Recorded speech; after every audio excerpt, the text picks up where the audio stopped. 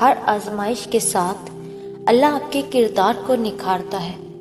ہر دکھ اور ہر مشکل کے ساتھ اللہ آپ کو پہلے سے زیادہ مضبوط اور طاقتور بناتا ہے۔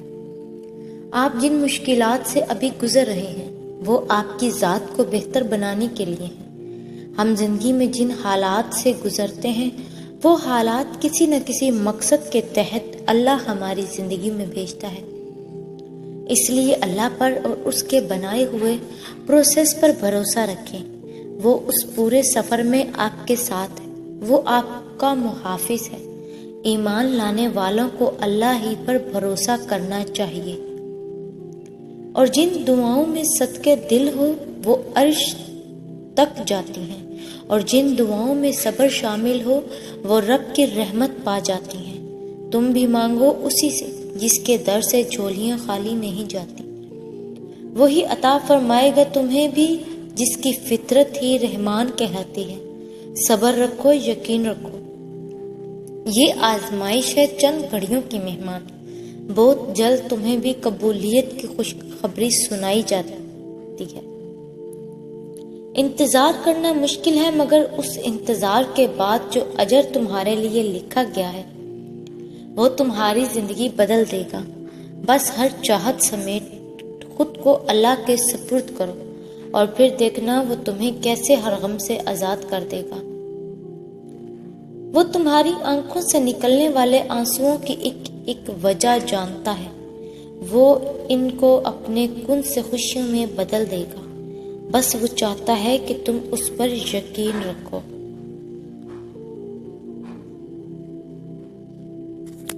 اندرونی غم باہر کی جوانی کھا جاتے ہیں، اور لوگ بس پوچھنے آتے ہیں کہ چہرے کا وہ رونق کہاں چلا گیا، لیکن چہرہ پڑھتے نہیں کہ اندرونی غم اس انسان کو کھا رہے ہیں جو اس انسان کے اندر دبے پڑے ہیں، جس کا کسی سے ذکر بھی نہیں کر پاتا۔ کڑوے الفاظ جب بولتے ہیں تو وہ گولی کی طرح سینے میں لگتے ہیں، دل چیر کے اس کے ٹکڑے ٹکڑے کر دیتے ہیں، اور آگے والا انسان سکون سے سو جاتا ہے۔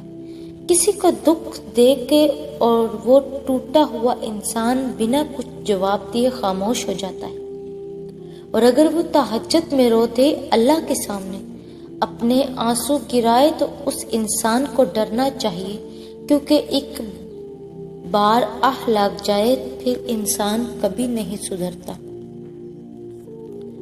اگر کے جذبات کے ساتھ کھیل کر خود کو تیز ترین سمجھتا ہے تو وہ تیز ترین نہیں بلکہ وہ دنیا کا سب سے گھٹیا ترین انسان ہے۔ میں جب بھی پریشان اور بے سکون ہو جاؤں، اللہ پاک کی عبادت کر کے ایسا سکون محسوس ہوتا ہے کہ میرا اللہ مجھ سے ہم کلام ہو کر کہہ رہا ہو کہ غم نہ کرو، میں ہوں نا، بس تھوڑا اور سبق۔ پھر اللہ کن کہہ دے گا اور فیکون کا نظارہ تمہارے سارے غم دور کر دے گا انشاءاللہ۔ دنیا مکافات عمل ہے، کسی کا بھی صبر ضائع نہیں جاتا۔ یقین رکھیے اللہ نہ صرف اس دنیا میں بلکہ آخرت میں بھی آپ کے ساتھ کی گئی ایک ایک زیادتی کا بدلہ لے کر رہے گا، اور بے شک وہ بہترین بدلہ لینے والا ہے۔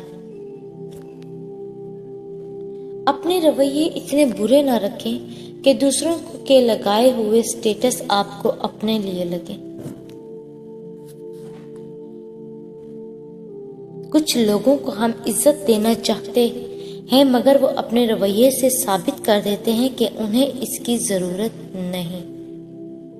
صرف ہاتھ ہی نہیں، الفاظ بھی سہارا بنتے ہیں۔ جہاں ہاتھ نہ پکڑ سکیں وہاں الفاظ سے تھام لیا کریں۔ جب انسان میں عاجزی پیدا ہوتی ہے تو وہ ایک چونٹی کو بھی نقصان پہنچانے سے ڈرتا ہے۔ انسان تو دور کی بات ہے، اس کو بھلائی کرنے کی اتنی عادت ہو جاتی ہے کہ اپنے ساتھ برا کرنے والوں کے لیے بھی ہدایت کی دعا مانگتا ہے۔ پھر ایسے انسان کو اللہ تعالیٰ عز و جل کبھی برا نہیں ہونے دیتے۔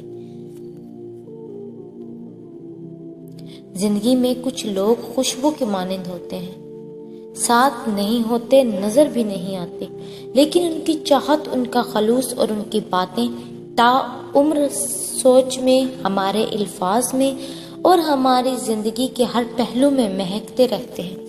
اچھے اخلاق والے لوگ ہمیشہ کے لیے دل میں بس جاتے ہیں۔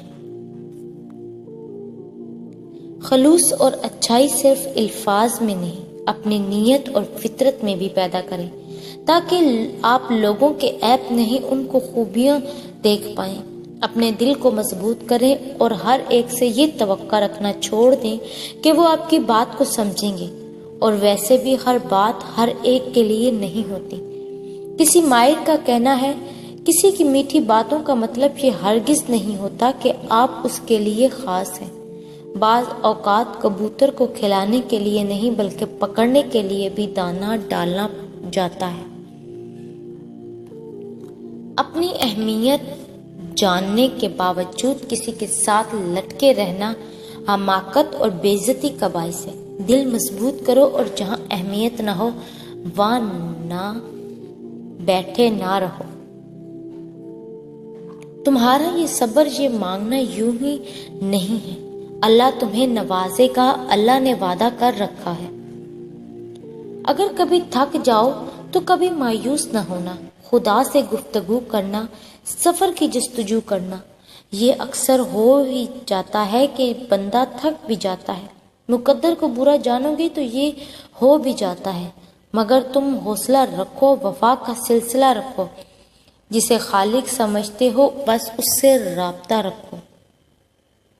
اے اللہ، مجھے آنے والے بہترین دن عطا فرما اور میرے نصیب میں ایسا لکھ دے جس سے میرا دل خوش ہو۔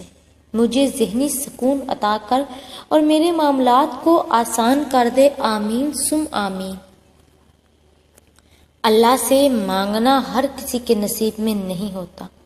تم مانگ رہے ہو تو یہ اللہ کی دی ہوئی توفیق ہی ہے، تو پھر اداس مت ہو۔ جس نے توفیق دی ہے وہ بہترین وقت پر قبول بھی ضرور کرے گا انشاءاللہ۔ دو چیزیں اپنے اندر پیدا کر لیں، چپ رہنا اور معاف کرنا، کیونکہ چپ رہنے سے بڑا کوئی جواب نہیں اور معاف کر دینے سے بڑا کوئی انتقام نہیں۔ دوسروں کو گرانے کے چکر میں لوگ آخرکار خود ہی گر جاتے ہیں، لیکن سبق پھر بھی حاصل نہیں کرتے۔ جب لوگ آپ کے معیار کو نہیں پہنچ پائیں گے تو پھر وہ آپ کے کردار پر انگلیاں اٹھائیں گے۔ زیادہ بولنے والے جب اچانک سے چپ کی چادر اوڑھ لیں تو پناہ مانگنا اس روگ سے جس نے بولنے والوں کو دیوار بنا دیا۔ ایسے ہی کوئی چپ نہیں ہوتا، جب درد حد سے بڑھتا ہے تو بولنے کی سکت چھن جاتی ہے، منہ میں زبان ہونے کے باوجود انسان بے زباں ہو جاتا ہے۔ خواہش تو نہیں ہے کوئی، بس التجا ہی صرف تجھ سے، جس امر میں ہوں خیر کثیر اس کو میری آخروی نجات کا ذریعہ کر دے۔ جو امر ہو خیر و برکت سے آ رہی اس کو میری سوچ و گمان سے دور کر دے۔ جس راہ کی منزل تیری رضا فقط اس راہ کو میرے لیے صراط و مستقیم کر دے۔ جستجو نہ ہو فقط جنت و عطا کی، بس دیدار الہی کی طلب سے دل کو مصور کر دے۔ تم اس کا انتخاب نہیں کرتے بلکہ وہ اپنی محبت کے لیے خود تمہیں چنتا ہے۔ جب رات کے آخری پہر اللہ تمہیں خود چنتا ہے تہجد پڑھنے کے لیے، تو پھر سوچو وہ تمہیں خالی ہاتھ کیسے لوٹائے گا۔ اس لیے جب بھی رات کے آخری پہر آنکھ کھلے تو اسے بے وجہ مت سمجھ لینا، اس کا مطلب اللہ تم سے تہجد میں ملاقات کرنا چاہتا ہے۔ دعائیں مانگتے رہا کرو، قبولیت کے فیصلے نیت اور تڑپ دیکھ کر کیے جاتے ہیں، حالات اور اسباب دیکھ کر نہیں۔ تہجد کی دعائیں جب نصیب کے روبرو آ کر کھڑی ہو جاتی ہیں تب کچھ بھی ناممکن نہیں رہتا، تب 400 کن کی صدائیں گونجتی ہیں۔